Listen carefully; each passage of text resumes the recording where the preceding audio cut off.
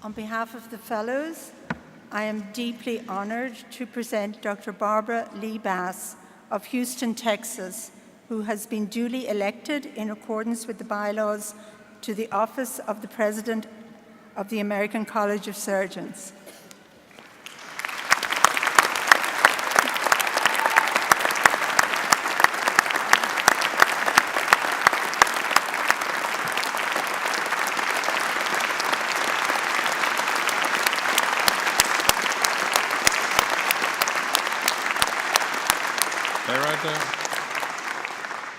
By and with the authority vested in me by the Fellows, I hereby install you, Barbara Lee Bass, as President of the American College of Surgeons, and vest in you the authority in the exercise of the duties pertaining thereto. It is a pleasure to invest you with the presidential insignia of the college, indicative of the great honor and responsibilities of their office.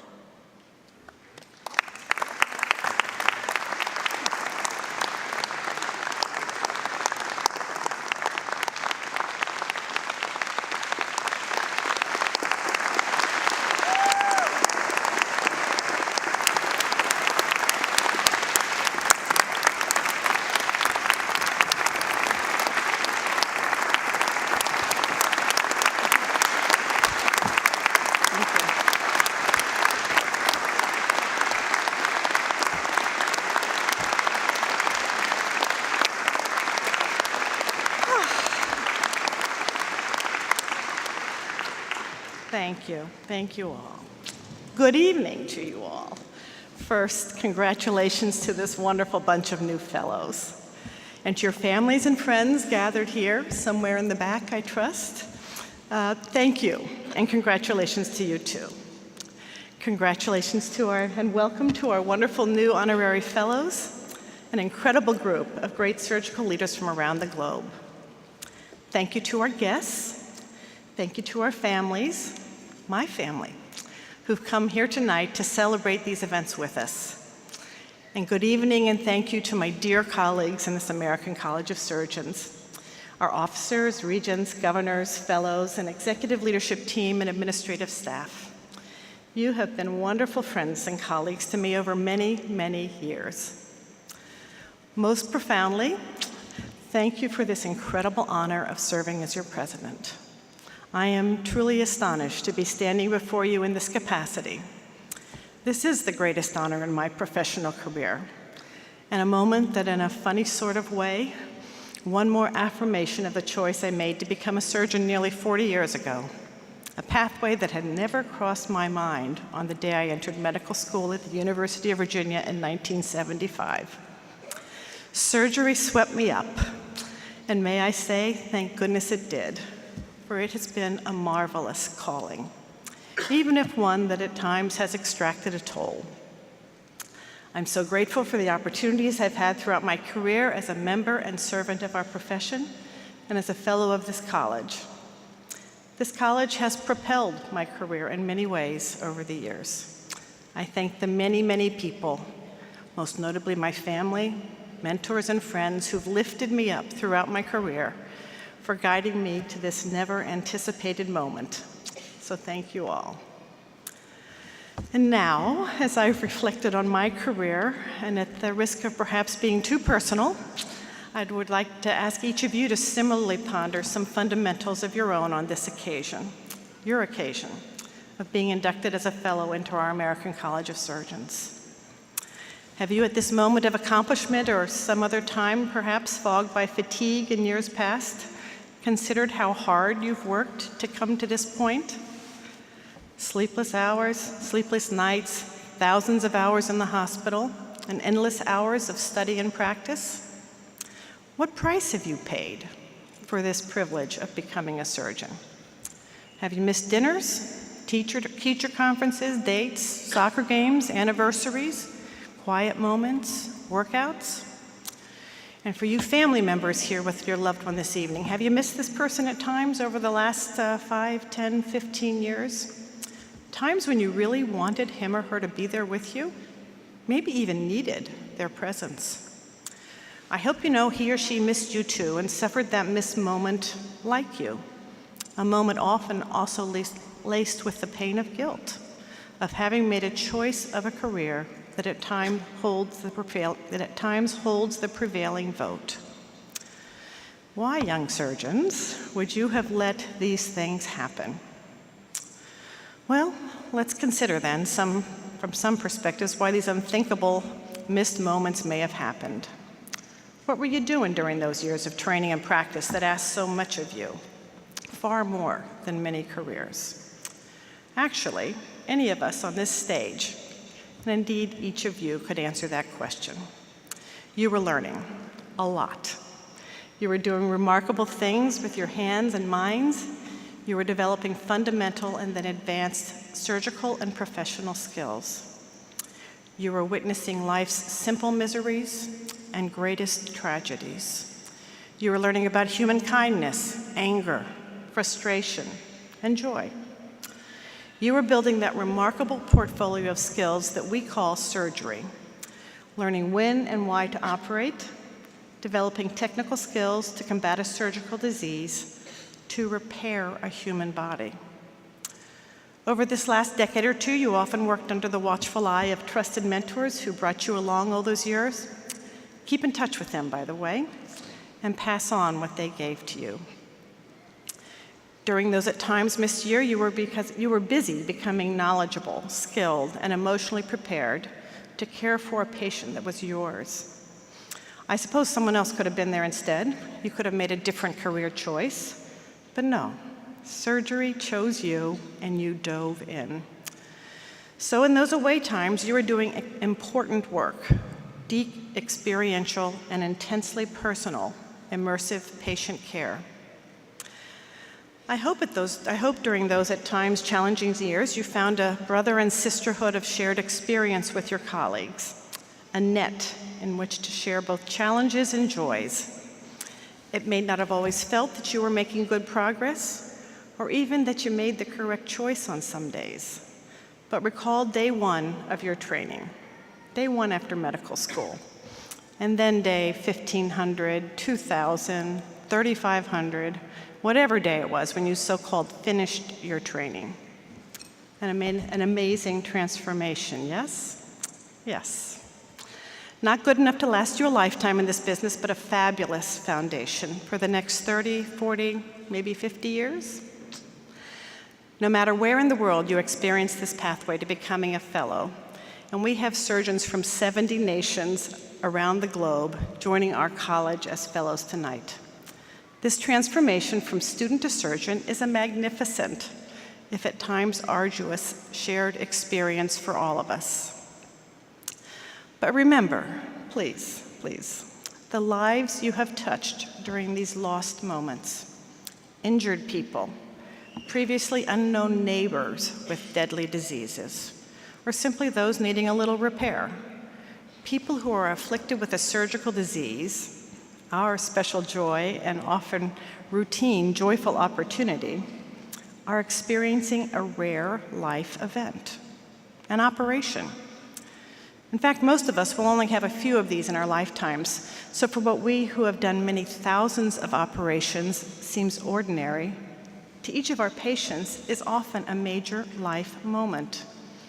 And while we all know we can't do it without our incredible teams, always remember that that individual, that patient, came to you personally, to help them.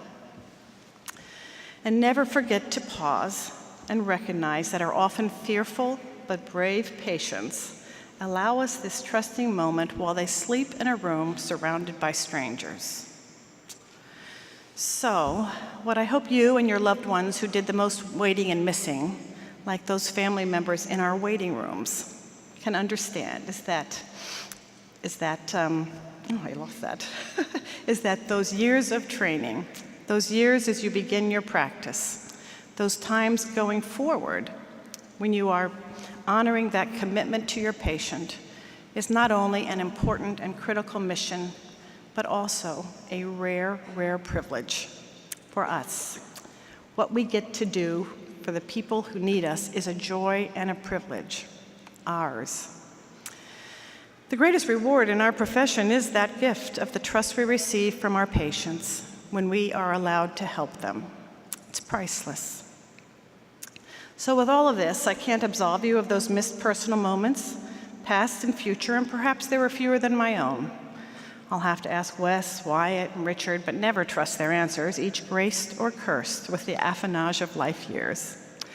But in my mind, your choice to become a surgical servant is a most noble calling. As I've said many times to my residents, we aren't surgeons because we want to be. We are surgeons because the citizens of our communities need us to be. So when you get in the doldrums, as I promise you will or have, remember this calling, this privilege, and this joy. It'll pull you through, except when it doesn't. This bond between a surgeon and a patient can get lost in our busy, burdened lives. It can get lost in fatigue, in regulatory hoops, and the frustrations of our electronic medical record, lost in demands fueled by work RVU-driven contracts and compensation expectations, by a sense of loss of control in our healthcare delivery machine. It can get lost in nights on call, when we should be having resuscitating moments with those we love the most, and in skipped periods of caring for ourselves, our minds, and our bodies. I get it. Where's the privilege and joy in this? We have to dig deep on many days.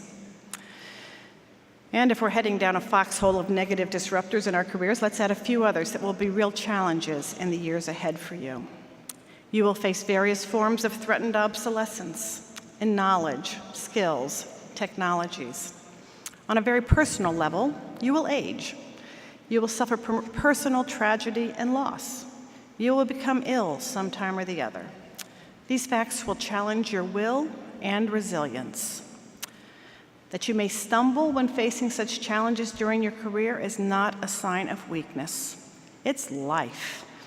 And while you will do your best to maintain your personal resilience toolkit, it is also our profession's responsibility to craft solutions for our members, or at least bumpers, to soften the impact and to enhance personal performance and wellness as we face these challenges. I believe there is a bit of light ahead as our healthcare industry begins to recognize that this thing that we call burnout is not a personal failing. It is rather a function of our flawed work environments. Yoga and mindfulness or grit can get you only so far. Thankfully, our systems are beginning to acknowledge systematic repair is in order as the real costs of surgeon and other healthcare provider burnout is recognized as a threat not only to the individual working within, but also to our bottom lines of patient safety, quality of care, and financial stability. An active voice and action in this essential domain is mission critical for our profession, and fortunately one that's being pursued on many fronts by individuals and programs in our college. Jump in, help craft some solutions. Let's tackle a few other challenges. To frame this, just to be aware of just how valuable each of us is to our community as an asset. First, getting you to this point, this skilled and knowledgeable point, reflects an investment of well over $1 million. Medical school, graduate medical education, time and effort calculations, your money, our society's investment, a lost opportunity for another. Second, the current dire anticipated shortage of surgeons of many stripes, general surgeons, orthopedists, urologists, appears to be real. Fueled by us aging baby boomers with our failing bones, bellies, genes, and hearts, we can anticipate that surgeons will remain in high demand in the years ahead. We need every one of you. Let's take a look at our incoming cohort. In this entering class of 827 initiates, 448 are women. Bravo. However, knowing that medical schools around the globe have reached gender parity, if we are to keep our surgical pipeline full, we need to offer careers that are equally attractive to men and women. While the U.S. general surgery pathway is entering classes of 40% women, the other surgical disciplines have not so far attracted women to their ranks in sufficient numbers. Neurosurgery, orthopedics, cardiothoracic surgery. Very important and high-demand specialties of the future. Work to do. While much has changed for women in surgery since surgery claimed me, there are still differences in the lives of many women surgeons compared to their male colleagues. Differences in marital status, childbearing age, partner employment, and other factors which may seem at first blush like personal matters, but differences that actually have substantial impact on our professional lives as well. Women still hold primary responsibility for much of making home in most families. Meals, shopping, child and aging parent care, health care, gatherings. In all honesty, many of us will not give up those roles. A chosen responsibility, a gift to make home for one's family. We may not make home the way our mothers did, and we will gladly share these roles with our willing partners in new ways, but we will not give them up. But let's separate home for a bit from the reality of women surgeons' professional lives. A sharp look shows that women surgeons are still compensated 10 to 17% less for equal work. Poor negotiation skills, diminished personal expectations, implicit bias from prospective partners and healthcare organization, or overt residual inequity. The answers aren't clear, but the data speak clearly. Women, as we have seen for the last 20 years, are less likely to rise to leadership roles in their group practices, hospital structures, and professional organizations, or through the academic ranks. It's not a pipeline issue. This ripple effect of this is passed on to our medical students who don't see women surgeons in leadership roles, but rather as entry-level, stretched young surgeons starting their careers at perhaps the busiest times of their lives, as long-deferred children begin to arise. But the changing face of surgery is astonishing when we look back over the last 3 decades. And we can thank our founding mothers for their resilience, remarkable surgical talents, and their commitment for the fact that women continue to grow in the surgical ranks with equal satisfaction in our careers as our male colleagues. Each of that primary cohort, a few most important to me and to many others shown here, found their way independently, carving and crafting a pathway, each and every one, adopted and guided and challenged by the men and an occasional woman surgeon who forged them into the surgeons, the leaders and contributors they became. Mentorship is not gender specific. Visible role models, however, may be. One wants a glimpse of what one's life might be like as a surgeon, not only as a professional, but as a wife or partner, a mother or friend. We surgeons, of course, are not the only cohort of working women and families who suffer for lack of our American society to embrace maternity and child care as a common good.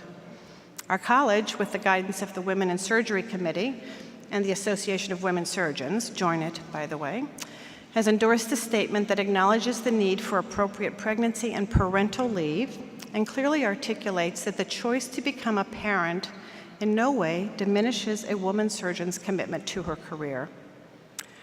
Our profession must commit to forging meaningful maternity and child care policies and practices so that this issue will not be a factor that may defer prospective students from choosing our disciplines or restrict their career aspirations. More work for our college. Let's ponder another challenge.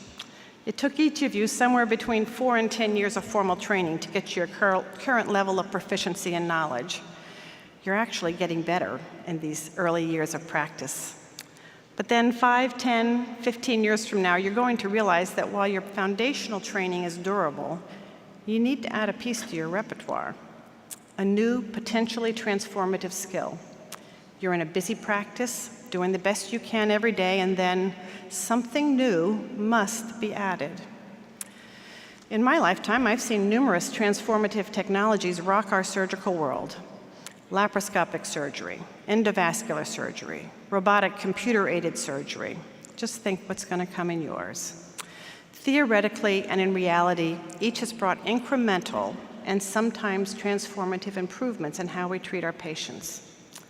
Thematically, these advances have introduced new technologies, interfaces between our hands and our patients, image guidance, computer-aided procedures, augmented visualization, and minimal access sites, fundamentally delivering us to precision surgery.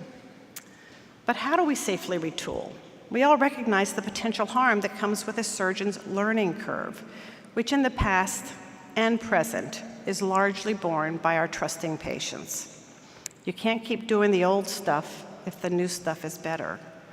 But premature adoption without proper training and supervised practice is unfair to our patients and can, we know, come with harm. 20 years ago, in the wake of flawed early adoption of laparoscopic surgery, which left many harmed patients in its wake, the American College of Surgeons Committee on Emerging Surgical Technology and Education articulated the principles of new skill acquisition.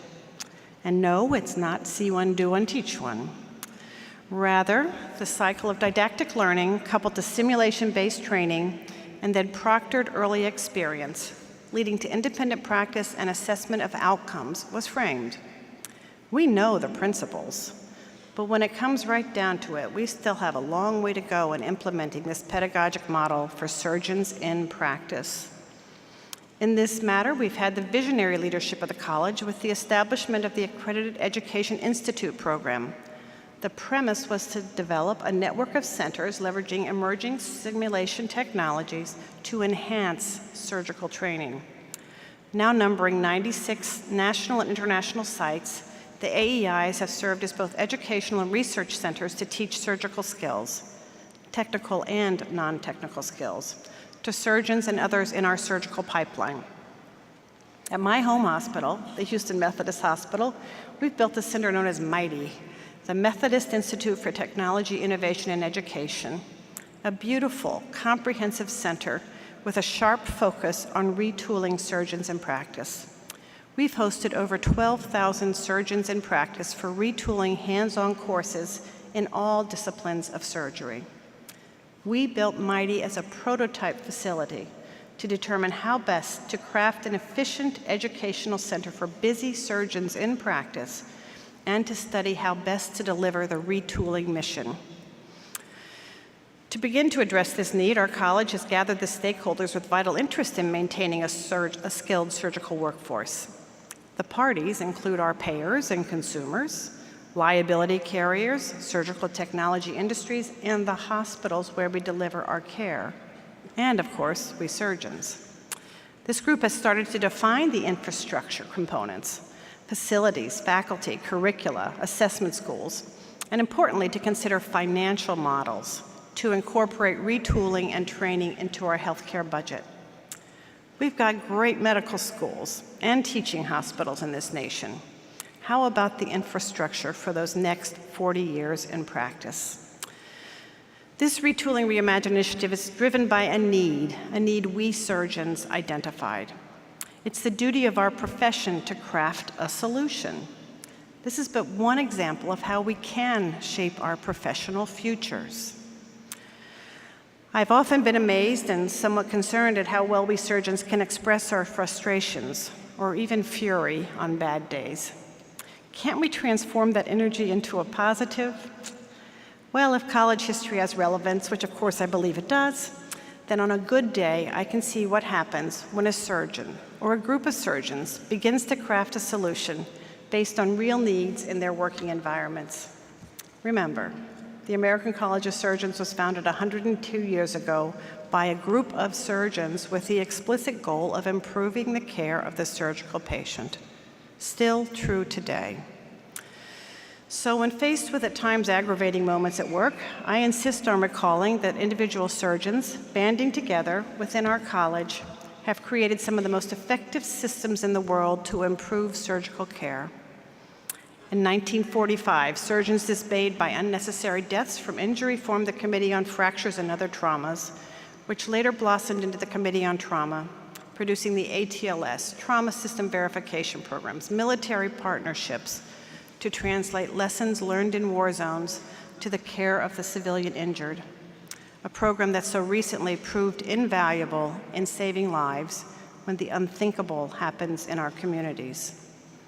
The Commission on Cancer, formed as a cancer committee in 1959, whose programs now guide the delivery of integrated cancer care and research throughout our nation, was founded based on a need identified by surgeons caring for patients with dread diseases without solutions. The NSQIP, born in the VA healthcare system with the vision of a single surgeon, Dr. Shukri Khoury, who when tasked with a perceived problem in surgical care in the VA healthcare system, launched a research study to measure quality. Soon thereafter, he led a collaborative army of surgeons to improve surgical care in their own hospitals, the founding of a nationwide movement that now flourishes in thousands of hospitals as the world's most effective surgical quality measurement and improvement system. These college programs have saved hundreds of thousands of lives. We can go on and on. A surgeon identifies a gap, and with a good idea and abundant college focus and the engagement of our fellows, a new program is made. CSAP, Fundamentals of Surgery, JACS, and most recently, the newly released Manual on Defining the Optimal Resources for Surgical Quality and Safety. I believe it will soon be our guiding manual for all aspects of surgical care delivery in our ever-changing healthcare system. The point? These programs were not delivered from on high. They were created by regular surgeons like you and me, who saw a gap and took steps to effect a meaningful change. So be engaged. Participate in those initiatives in your home institutions so that you too will have impact beyond yourself. Look to the college and other professional organizations to help. Don't just talk, engage. In closing, I have one more request, and it's a hard one. I want you to be aware of your colleagues. I want you to watch them for signs of stress, disturbances in their forces. And if you see something, please offer a chat, a supportive question, an offer of possibly needed assistance. We need to start the dialogue with someone who may be in trouble. We need to be proactive. Be aware of help that is available in your institution. Know how to move a concern up the chain with sensitivity, but also with compassionate concern for your colleague. These are not easy discussions and may prove fruitless, but it's worth that we try. For regrettably, we are a high-risk group for depression, suicide, and substance abuse. Yes, all of these. And for failing to seek assistance. This has to change. We must remove the stigma of mental illness and personal struggle from our profession. We can't allow our colleagues to suffer, and indeed to lose them, to their own hand, or to suffer violence or oppression at the hand of an intimate partner without having tried to help. Yes, these things happen to us, we professional women and men, and we need to start a discussion together to create new, more effective methods to extract those in harm's way, without judgment, without stigma. Another vital mission for our college and for each of us. But for now, on this happy evening, I hope you are excited and most satisfied in your near future. I hope you enjoy the love and warmth of family, friends, and community in the decades ahead. I urge you to be kind and generous, humble and wise. I hope you're proud of your new fellowship in the American College of Surgeons. I hope you will draw endless support and friendship from those around you, and that you will contribute more than you receive. And I hope that you will forever treasure your opportunity to practice as a surgeon, an exceptional joy and privilege. Thank you.